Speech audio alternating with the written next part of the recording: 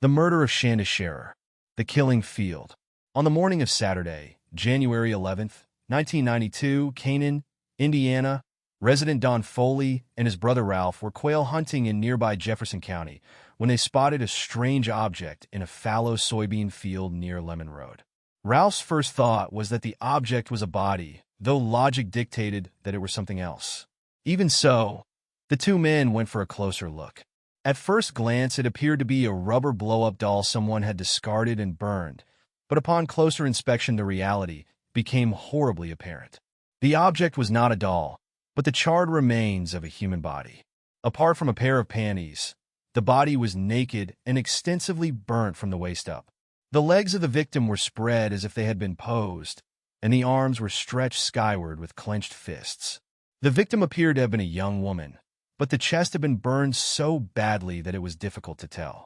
Most horrifying of all was the victim's face. The eyes were empty, without color, and the mouth was wide open, exposing teeth tightly clenched on the victim's tongue. The scene was brutal, one that neither man would soon forget. At 10:55 a.m., Chief Deputy Randy Spry from the Jefferson County Sheriff's Office in Madison received Foley's call and set out for Lemon Road. Since there had not been a murder in Jefferson County in over 3 years, the deputy was somewhat skeptical of the Foley brothers' report.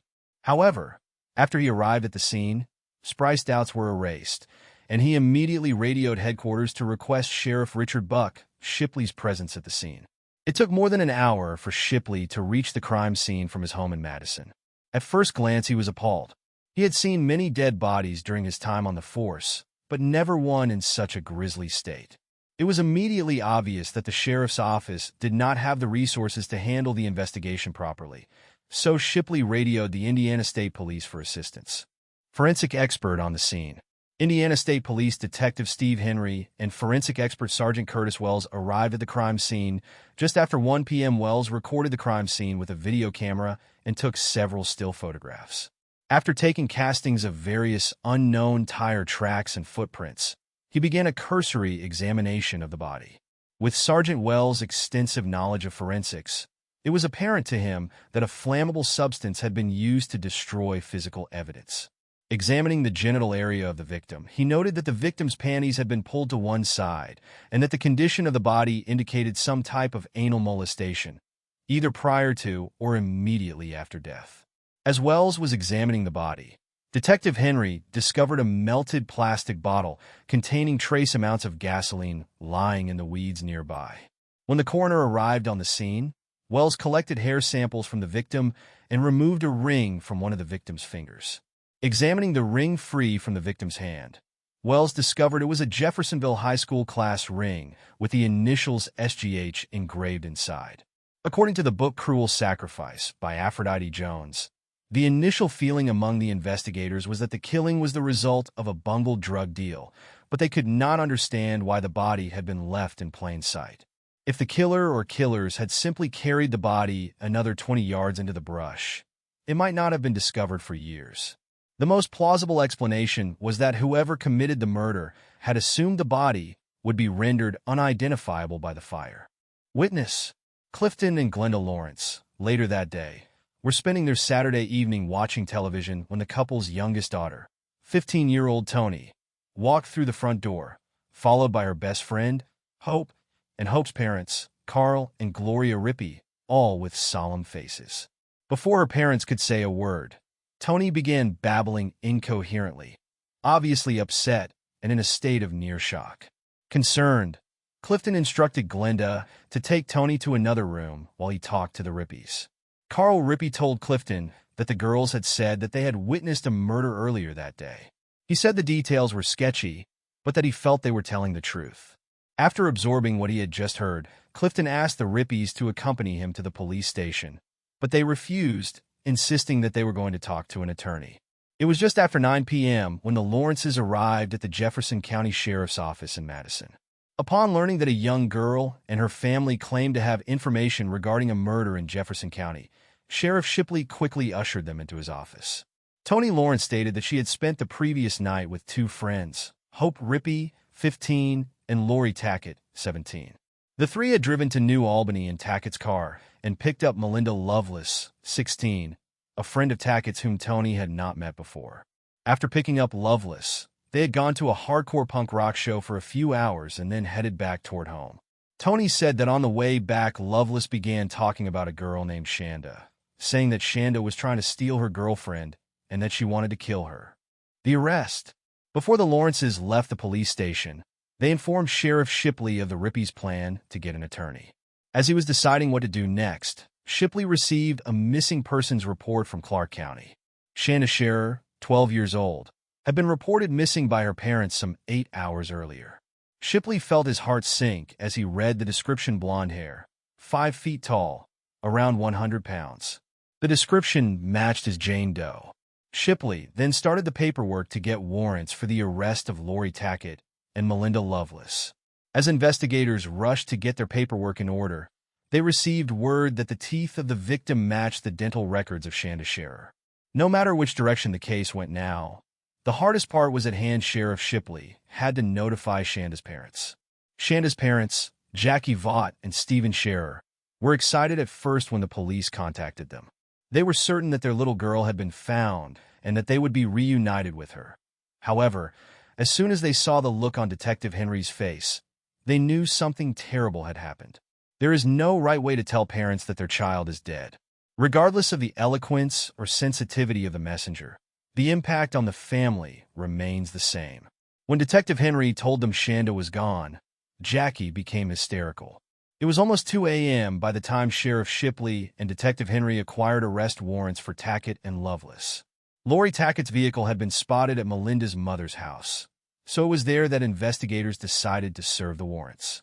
When the two men knocked on the door, Melinda's mother, Margie, answered.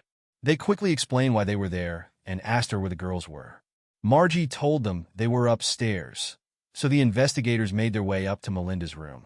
Entering the room, they found Melinda and Lori in bed, asleep. Henry yelled for the two to get up. As they arose from their slumber, he informed them that they were both being arrested on charges of murder.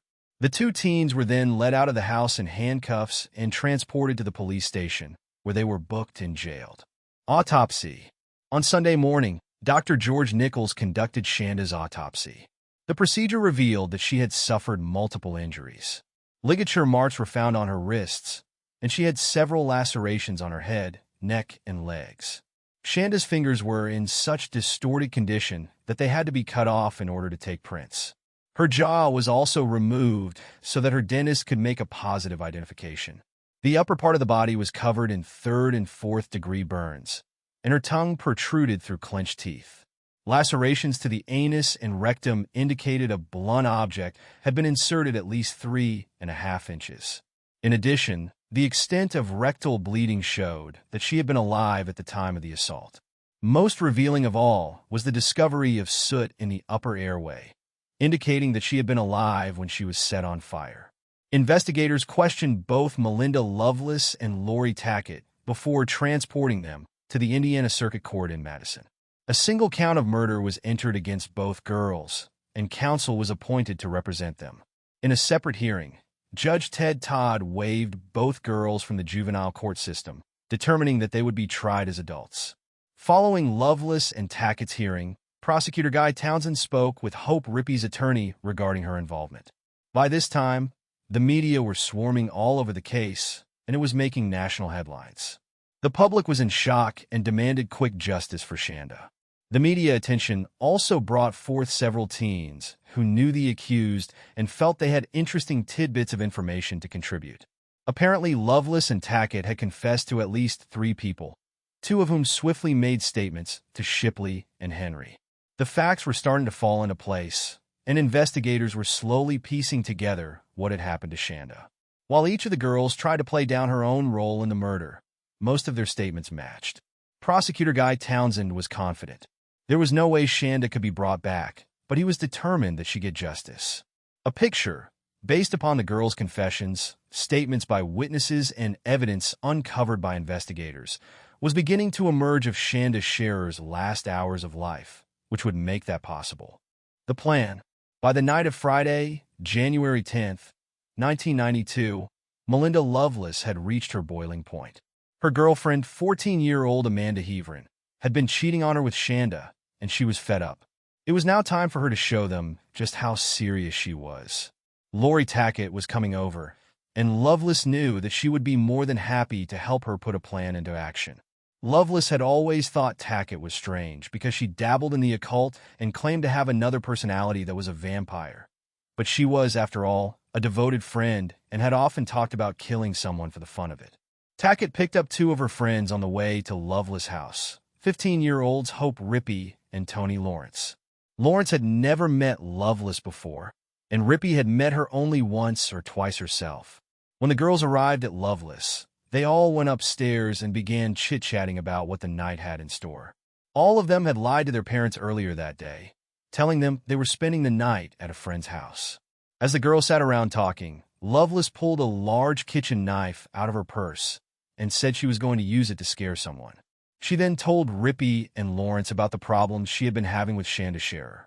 Lovelace obtained Sharer's address, and before long the girls were en route to her house. They had a difficult time locating it, but after asking directions a few times they eventually found it and parked half a block away. Since Rippey and Lawrence had never met Sharer, Lovelace instructed them to go to the door, claiming to be friends of Amanda Heavrin. Lovelace wanted the girls to lure Sharer out to the car. When the girls knocked on the door, Sharer answered. Lawrence and Rippey explained to her that they were friends of Heavrin, and that she was waiting for her at a deserted stone building in the woods called the Witch's Castle. Sharer said she could not go then because her parents were up, but told them she would sneak out around midnight if they wanted to come back. Lawrence and Rippey agreed and headed back to the car. Lovelace was angry that Sharer was not with them, but she calmed down when they told her about Sharer's plan. Since they had time to kill, the girls decided to go to a concert at a nearby state park. Abduction. It was after 12:30 a.m. by the time the girls made their way back to Sharer's house. Lawrence did not want to go back up to the door, so Rippey and Tackett agreed to go. Lovelace was the only one of the bunch that Sharer knew, so she hid in the back seat under a blanket. Sharer was waiting at a side door when Tackett and Rippey walked up. They explained that Heavrin was still waiting for her, and that she had sent them back to pick her up. Sharer was hesitant at first, but Rippey was able to convince her to go, and soon they were all getting into Tackett's car.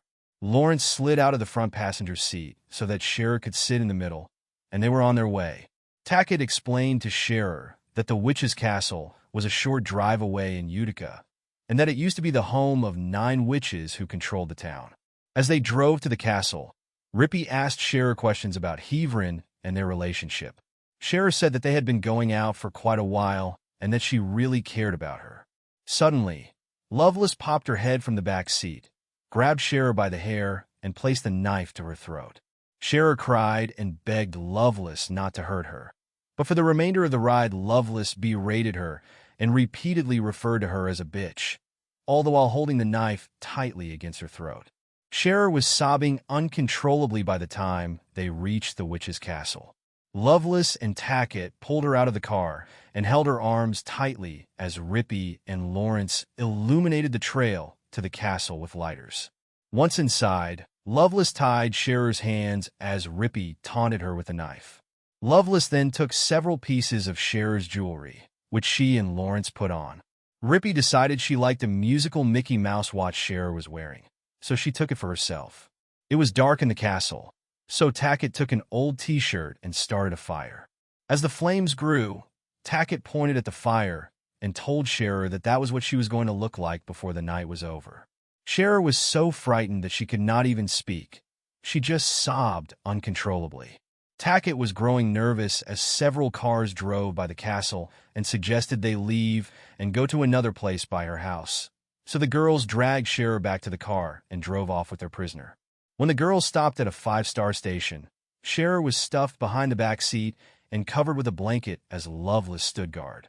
Tackett pumped gas while Rippey went inside to pay, and Lawrence made a phone call to a friend. During the conversation, Lawrence mentioned nothing of Sharer being held captive.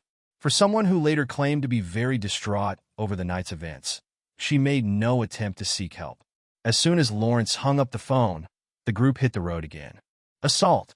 It took nearly an hour for the girls to reach Madison. Tackett pointed out her house, and a few miles later they pulled onto an old logging road and stopped. Rippy and Lawrence got out of the car, and Lovelace and Tackett yanked Sharer from the back seat. Lovelace untied Sharer's hands and ordered her to remove her clothes. It was bitterly cold, so Rippy and Lawrence got back in the car and took up positions next to the window to watch what happened. Sharer stripped down to her panties as Lovelace threatened her with a knife. Lovelace then scooped up the clothes and threw them in the car, telling the others that she wanted them as souvenirs. Rippy picked up Sharer's polka-dot bra and put it on as Lawrence turned on the radio. Tackett grabbed both of Sharer's hands and held them behind her back so that Lovelace could hit her. Sharer begged them to let her go and swore to stay away from Heverin, but each plea was answered by Lovelace's command for her to shut up. Suddenly, Lovelace punched Sharer as hard as she could in the stomach, and Sharer collapsed to the ground. Through gasping breaths, Sharer begged them to stop hurting her. Sharer's cries fell upon deaf ears. Lovelace picked her up by the hair and repeatedly slammed Sharer's head into Lovelace's knee. The multiple blows caused Sharer's braces to cut into her lips, and blood flowed from her mouth. As Sharer lay on the ground moaning, Lovelace pulled out the knife and tried to cut her throat, but it proved too dull to cut the skin. Rippy then jumped out of the car to help hold Sharer down as Lovelace tried using her foot to force the knife, but again it failed to have any effect. Unable to slit Sharer's throat, Lovelace and Tackett took turns stabbing her in the chest with a knife. The wounds were not severe enough to cause immediate death, so Tackett decided that they would have to strangle Sharer and ran back to the car for a length of rope. Sharer continued to beg for her life, but Lovelace simply laughed in her face.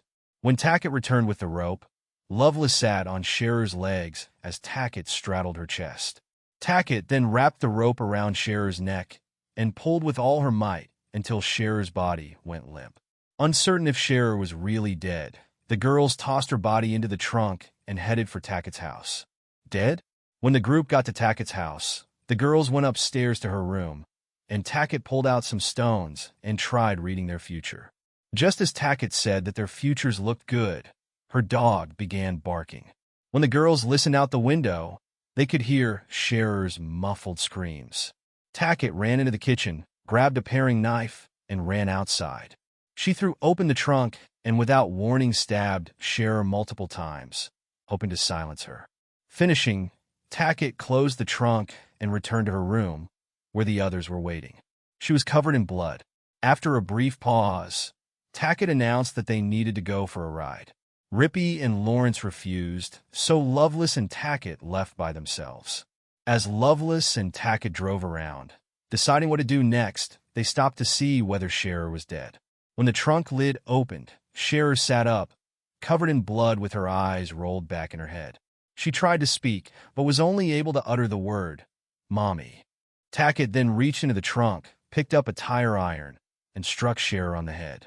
She then closed the trunk, and they were on their way again. A short time later, as they traveled down winding back roads, they heard gurgling noises coming from the trunk. Tackett quickly pulled the car over to the side of the road to assess the situation.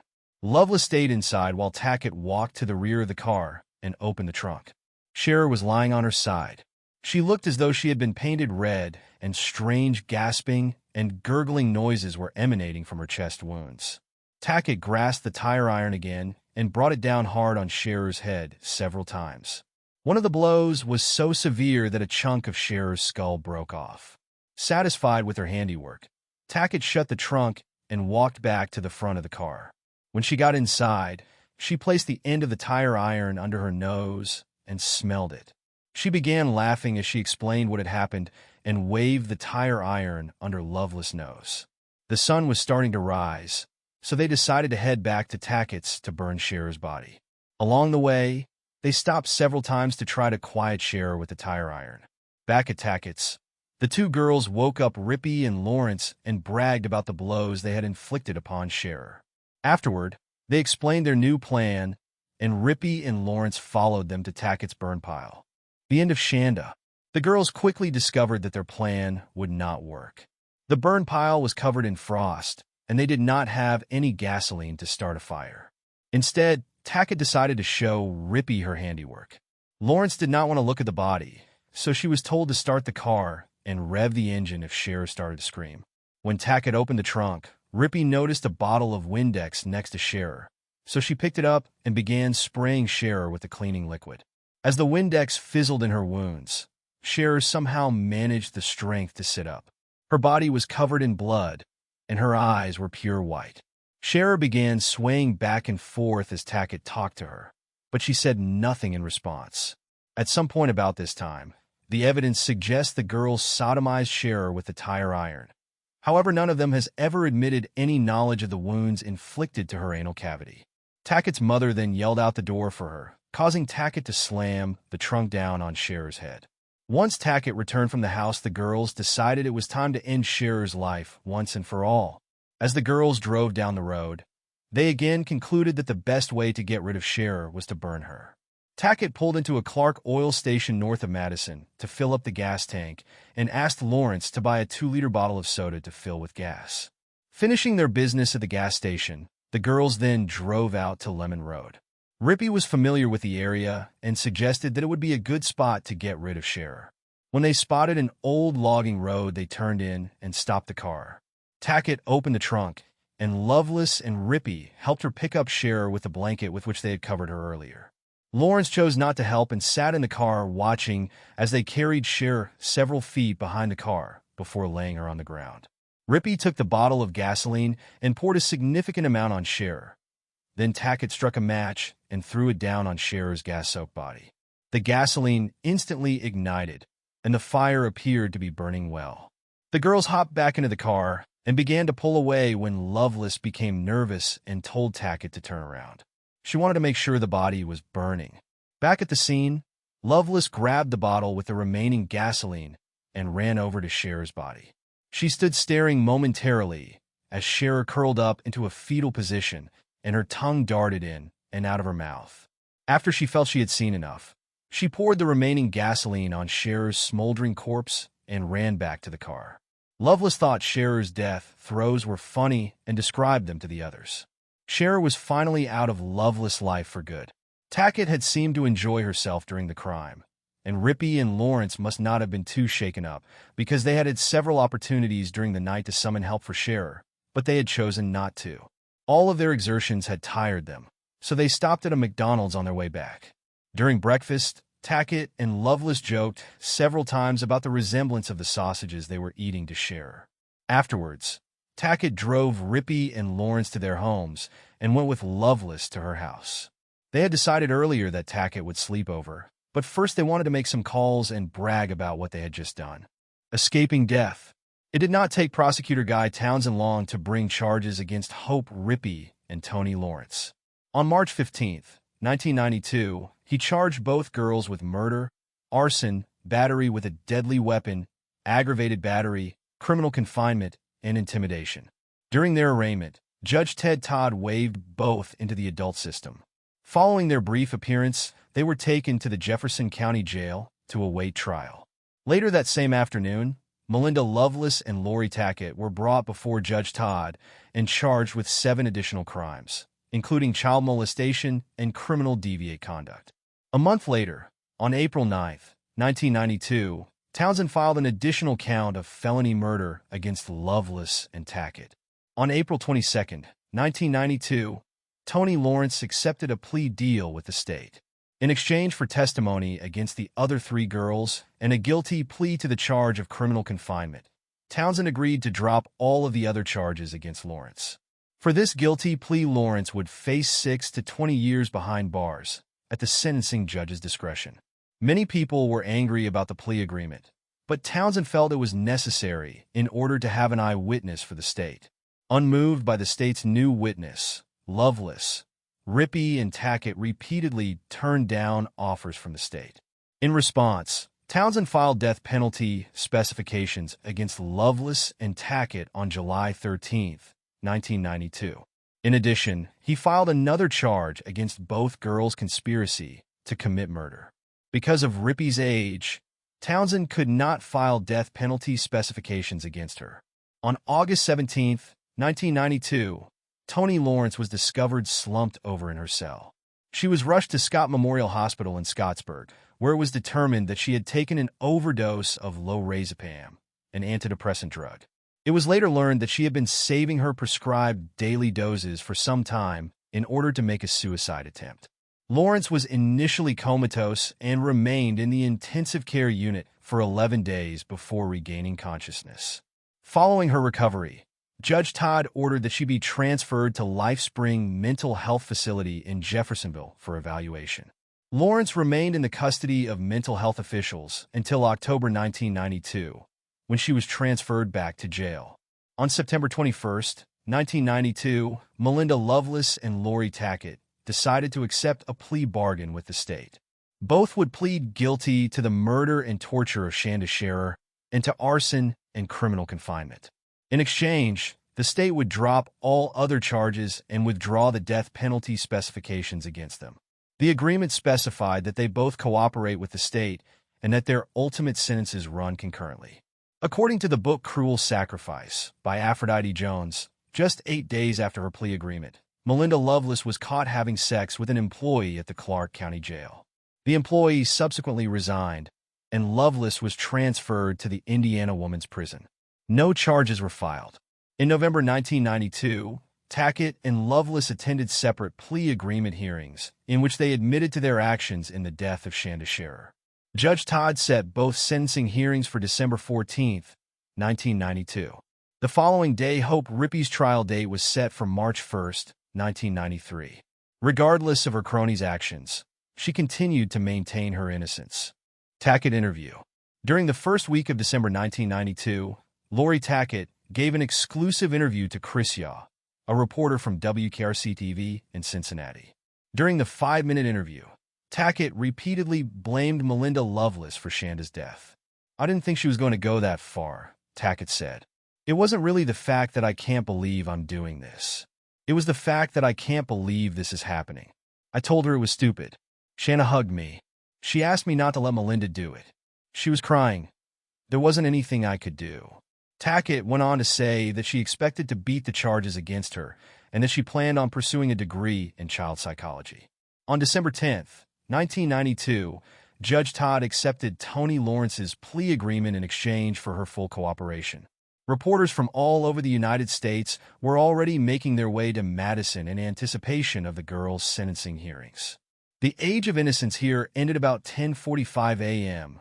last January 11th on a dirt road 15 miles out of town, wrote Chicago Tribune reporter Ron Grossman. "It's like you look at the Leopold and Loeb case, recast it for girls, and set it in Main Street, USA," he added. Tackett interview. During the first week of December 1992, Lori Tackett gave an exclusive interview to Chris Yaw, a reporter from WKRC-TV in Cincinnati. During the 5-minute interview, Tackett repeatedly blamed Melinda Loveless for Shanda's death. "I didn't think she was going to go that far," Tackett said. "It wasn't really the fact that I can't believe I'm doing this. It was the fact that I can't believe this is happening. I told her it was stupid. Shanda hugged me. She asked me not to let Melinda do it. She was crying. There wasn't anything I could do." Tackett went on to say that she expected to beat the charges against her and that she planned on pursuing a degree in child psychology. On December 10, 1992, Judge Todd accepted Toni Lawrence's plea agreement in exchange for her full cooperation. Reporters from all over the United States were already making their way to Madison in anticipation of the girls' sentencing hearings. The age of innocence here ended about 10:45 a.m. last January 11th on a dirt road 15 miles out of town, wrote Chicago Tribune reporter Ron Grossman. "It's like you look at the Leopold and Loeb case, recast it for girls, and set it in Main Street, USA," he added. Shattered lives. On December 14, 1992, the opening day of the sentencing hearing for Melinda Loveless, television trucks lined the street outside the Jefferson County Courthouse. The courtroom was packed with reporters, onlookers, and family members from both sides. As the session began, Prosecutor Guy Townsend described to the court in vivid detail the events of Sharer's abduction, torture, and murder. Over the next several days, Toni Lawrence, Lori Tackett, and several friends and acquaintances of Loveless were called to testify against her. Townsend also called Don and Ralph Foley, Sheriff Shipley, Detective Henry, Sergeant Wells, Dr. George Nichols, and several members of Sharer's family.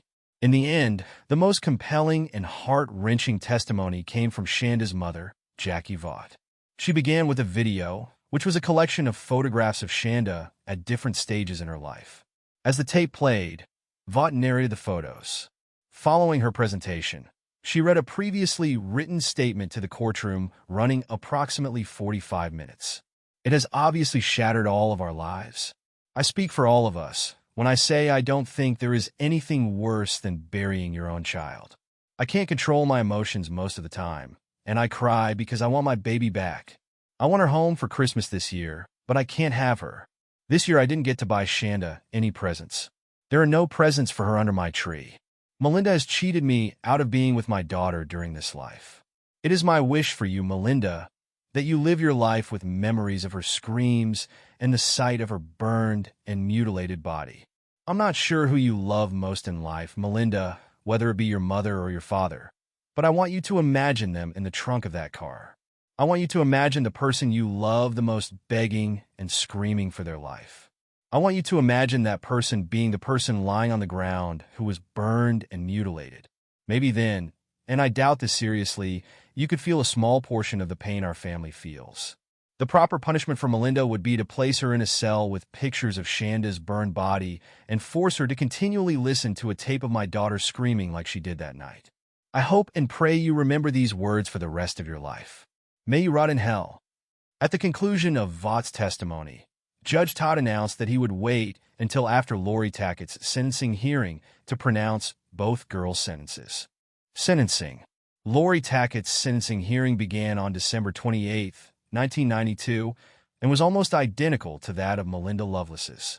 Townsend more or less recounted the same events, and the witnesses varied little. In addition, Loveless and Lawrence both testified as part of their plea agreement. On the morning of January 4, 1993, Melinda Loveless stood before Judge Todd awaiting her sentence.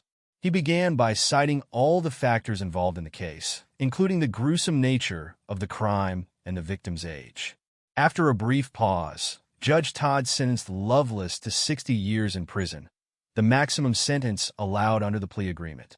You still have time to turn your life around and do something good and useful with your life after prison, Todd said as Loveless began weeping uncontrollably. Shanda Sharer does not. I hope you take advantage of this opportunity. Melinda sobbed uncontrollably as she was led away and Lori Tackett was brought in.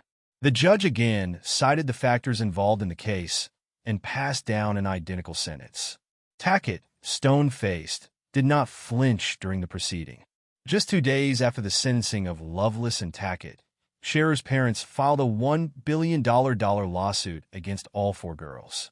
The suit was filed after a Louisville television station reported that Tackett was negotiating to sell her story to a movie production company, and that Loveless was also considering various offers she had received.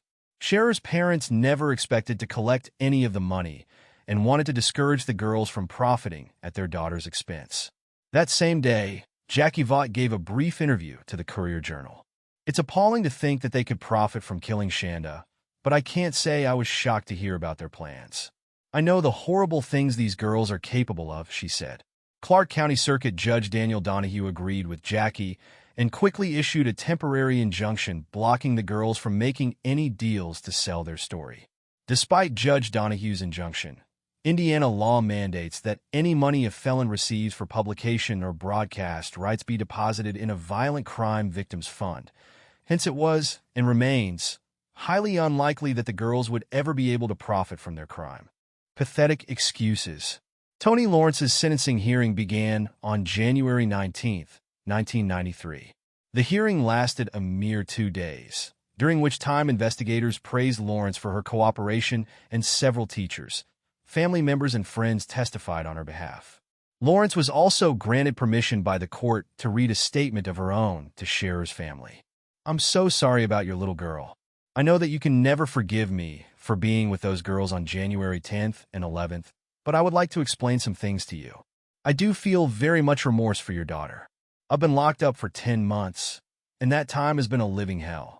I've had nightmares where I wake up screaming and can't stop to think for a second without seeing Shanda's burned body or hearing her screams. I was terrified of Melinda and Lori. Melinda had a knife and was going to kill Shanda. I know I should be punished, but in my heart, seeing Shanda tortured and burnt was punishment in itself.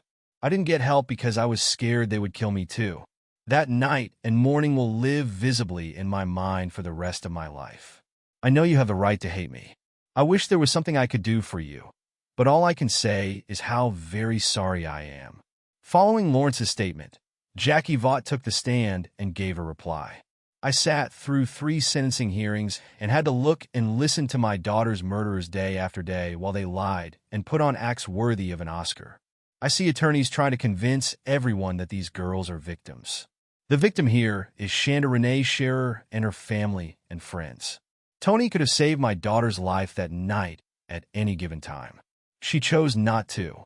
When court reconvened the following morning, Judge Todd sentenced Tony Lawrence to serve 20 years in prison, the maximum sentence allowed by law. Lawrence broke down and cried as deputies led her away. I don't know what normal is anymore. Hope Rippey ultimately accepted a plea deal as well, and her sentencing hearing began on June 1, 1993. At the request of the defense, the hearing was moved to South Bend, Indiana, and was held at St. Joseph's Superior Courthouse with Judge Jean Jordan presiding. At the outset of the hearing, Rippey made a statement maintaining her claim that her only action against Shanda had been pouring the gasoline on her body. Following her brief statement, the defense called psychologist Michael Sheehan to the stand. Dr. Sheehan stated that Rippey was immature and had acted solely under the domination of Melinda Loveless and Lori Tackett. However, testimony by Lawrence, Loveless, and Tackett painted a different picture. The prosecution also called witnesses from the previous 3 proceedings. The last to testify was Sharer's mother, Jackie Vaught. As she once again showed the video of Sharer to the court, she became angry when Rippey held her head down. In response, Judge Jordan ordered Rippey to watch the presentation. Following the video, Vaught made a brief statement. Imagine how you would feel if someone did to your niece what you did to our child. You cannot know the pain we've felt. There is no greater pain than losing your child. After a short recess, Judge Jordan sentenced Hope Rippey to the maximum sentence of 60 years, but suspended 10 years for mitigating circumstances, ordering her to be placed on probation for 10 years at the time of her release. Judge Jordan then made her own statement to the court. Hope Rippey had choices. There were avenues of escape, ways to help herself, ways to help Shanda. She poured the gasoline so no one would get caught, even though she knew it would kill Shanda. Her lack of mercy, of tender courage, is a horrifying lesson to us all. Following Rippey's sentencing, Jackie Vaught spoke to the press from the steps of the courthouse. I don't know what normal is anymore. I'm not the person I was when Shanda was here. I'm going home to my new grandbaby, who was just born. You have to go on. Shanda's with God. Aftermath. In the spring of 1994, Tony Lawrence received her GED. 4 years later, on November 10, 1998, she was denied early release from prison. During 2000, she received an associate's degree, which reduced her prison sentence by nearly 1 year. In March 2000, Crime Library reporter David Lohr sent a letter to each of the convicted murderers asking for their opinion as to why someone would kill. Only 2 responded, Lori Tackett being the first. I've often wondered what motivates someone to commit murder myself. No murderer has the same motivations as all the rest, in my opinion. I believe killers are really deep individuals who are searching for some kind of release. Whether it be mental, physical, or spiritual, it's always release. There's always a purpose for one's actions. There could be many reasons. Let's say, for instance, I know a couple of people who kill simply for the fear that they see in their victims' eyes and for the sight of blood on their bodies. My opinion is that they do it to feel superior or high on the victim's fear, and they're thirsty for the spill of blood. The only other reply came from Tony Lawrence. In some ways, her views were similar. I think the first time one kills, they kill to get that high that they could never obtain any other way. But it is a separate, more telling paragraph that catches the attention. So you're right, Lori? How about Hope, Melinda? I don't mind about Lori. Please tell her I think of her daily and that I'm okay. The above statement leads one to seriously question some of Tony's statements regarding her relationship with Lori and her participation in the murder of Shanda Sharer. It seems odd that someone would want to send best wishes to a person whom they claimed ruined her life by brutally murdering an innocent girl. Regardless of her level of guilt, on December 14, 2000, 24-year-old Toni Lawrence walked out of prison on parole after serving nearly 9 years of her 20-year sentence. Following her release, Lawrence spoke briefly with Louisville television station Wave before heading back to Madison with her parents. "I didn't stop it. I couldn't stop it. I don't care what anyone else says. If I had tried anything different, I would have been dead, lying there with her, and they would never know." Toni remained on parole until December 2002. On Saturday, April 21, 2001, 45-year-old reporter for the Courier-Journal Michael Joseph Quinlan, author of Little Lost Angel, the true story of the teenage conspiracy to kill 12-year-old Shanda Sharer, died at his home in Lawrenceburg, Kentucky, from brain cancer. Following his death, Kathy Quinlan started the Michael Quinlan Brain Cancer Foundation. Hope Rippey's sentence reduced. On November 3, 2004, Indiana Superior Court Judge Jenny Manor reduced Hope Rippey's prison sentence from 50 to 35 years. According to reports in the Courier-Journal, Judge Manor felt Rippey was remorseful and likely to be productive in society. In making her decision, Manor took into account Rippey's bachelor's degree from a Ball State University General Studies program for inmates, along with the time she spent training seeing eye dogs and speaking to various youth groups. With the judge's decision affirmed, Hope Rippey's earliest possible release date was changed from 2017 to 2006. Sharer's mother, Jock Vaught, was angered by the decision. "She's taken every class," Vaught said. "She's gotten every degree she can get with my tax dollars, I might add. She's done everything she can to get out early. But it's just wrong." The only thing Vaught said she wanted was for Rippey and the others to serve their full sentences. While the news of Rippey's impending release was difficult for Shanda's family to understand, their anger would once again turn to sorrow when, on May 8, 2005, Shanda's father, 52-year-old Stephen Malloy Sharer, died. The cause of death has not been publicly released. However, it has been reported that he was buried in the same cemetery as his daughter. Spotlight on Lori Tackett. During the spring of 2006, the news spotlight momentarily switched from Hope Rippey to Lori Tackett. During the previous year, the Indiana Department of Corrections launched a program called Plus in 3 of its state prisons.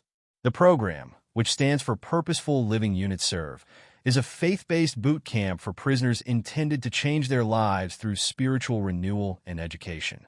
In March 2006, Indiana news station WTHR broadcast a report from inside the prison to see how well the program was working. Reporter and writer interviewed several inmates, including 31-year-old Lori Tackett. "I am changing everything I have known all my life," Tackett said. "God was the last thing I wanted in my life. I had no faith in life. I had no faith in God. I had no faith in people. I had none of that. I had to fall on my face and start over." Tackett told writer that the shame of her crime defined her until she tried unsuccessfully to take her own life in the fall of 2004. It was then she claims that she felt God's love in her heart. "I took God's hand. I've never felt that before in my life." Regardless of whose hand Tackett felt soothing her, 6 months later, when the Plus program came to the Indiana Women's Prison, she was one of the first to sign up. Tackett now supposedly spends her free time studying the Bible and coming to grips with the consequences of her crimes. "I don't think I've really forgiven myself. I feel that's a lifelong process. Hopefully by the time I die, I will be able to do that," Tackett said. In a later interview with WTHR, when asked whether she could ever forgive Tackett, Jackie Vaught simply replied, "It's just not up to me to forgive those girls. It's up to God to forgive them." One must question why it is that Tackett suddenly embraced religion. It is certainly interesting how her conversion to God coincided with Rippey's sentence reduction. The Department of Corrections Commissioner and others are quick to defend the Plus program, and that's fine. It may work for some inmates. However, Lori Tackett's sudden conversion may well have more to do with her own hopes for early release than it does with finding God. Lori Tackett, 43, was also sentenced to 60 years for the murder. She left Rockville Correctional Facility in January 2018 and is now serving parole with the Indianapolis Parole District. Shanda's mother speaks out. As Tackett tried to map out her own road to freedom, Rippey was busy packing her bags, and on April 28, 2006, 29-year-old Hope and Rippey walked out of Indiana Women's Prison on parole after serving 14 years of her original 50-year sentence. She tortured her, Sharer's mother, Jock Vaught, told the Courier-Journal. She tortured her for 10 hours. I do not accept this, she said. She murdered my daughter. I'm just incensed by the release, Vaught said. Vaught then reminded reporters how Rippey lured Sharer out of the house, held her down while she was stabbed and strangled, sprayed window cleaner into her wounds, and poured gasoline on her so the group could burn her alive. According to Sharer's mother, Rippey's early release was made possible because the St. Joseph County prosecutor failed to do his job. Vaught was adamant that they could have prevented Rippey's sentence reduction if they had chosen to oppose the sentence modification motion back in 2004. She poured gasoline on my 12-year-old child and burned her alive, but she is an asset to society and has strong convictions and is ethical? I don't get it, Vaught said. I just don't get it. Regardless of who's right and who's wrong. Once again, a brutal killer was free to roam the streets of Jefferson County. I&D Hope Rippey will be required to report to probation officials there.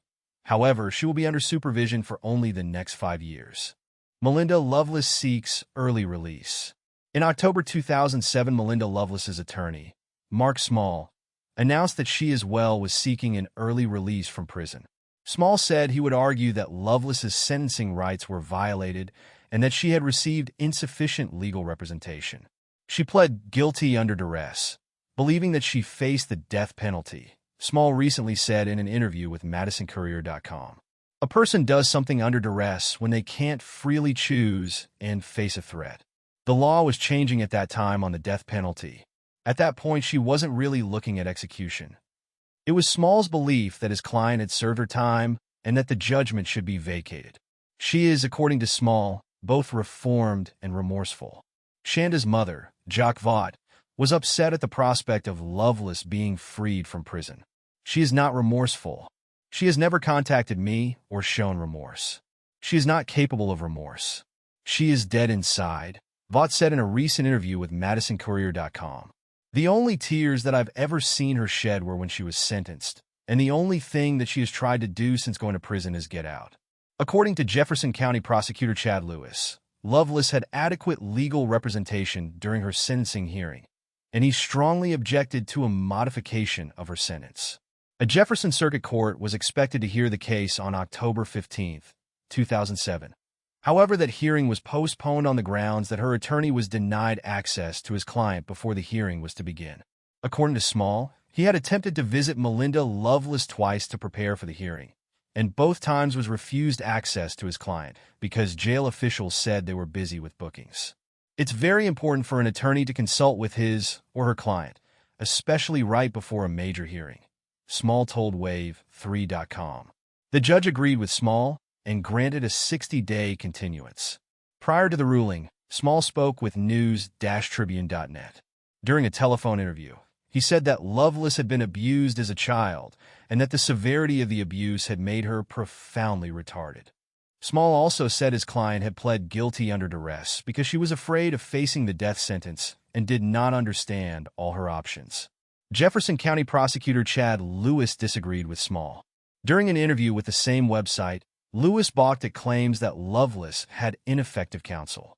She had 3 attorneys, 2 who were very high-profile with death penalty cases, Lewis said. She had a dream team, so to speak. She also had a proven benefit from pleading guilty to the charges in that she avoided the death penalty. Melinda Loveless, 43, was released from the Indiana Women's Prison in Indianapolis in 2019. She is just evil. Shanda Sharer's mother, Jock Vaught, believes Melinda Loveless holds the most responsibility for her daughter's murder. In an October 2007 interview with Wave3.com, Jock said, Melinda is, of the 4 girls, she is just evil. If it wasn't for her, Shanda would still be alive. She was the one who started it all. She brutally murdered my child. And when I say brutal, it was brutal. There were 10 hours of torture. Jock also disagreed with statements by Small that Melinda Loveless was remorseful for her crimes. I've heard from people who have been in that prison, Jock said. They seem to want to contact me, and I've heard things about Melinda, and Melinda relishes the fact that she is Shanda's murderer. She is very proud of that.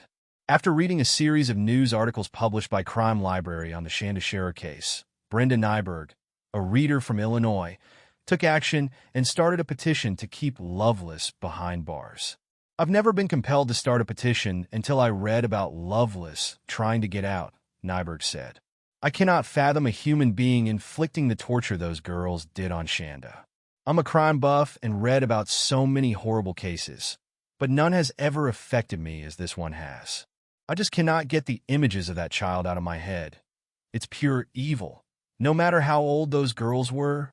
By December 2nd, 2007, the petition had received nearly 7,000 signatures.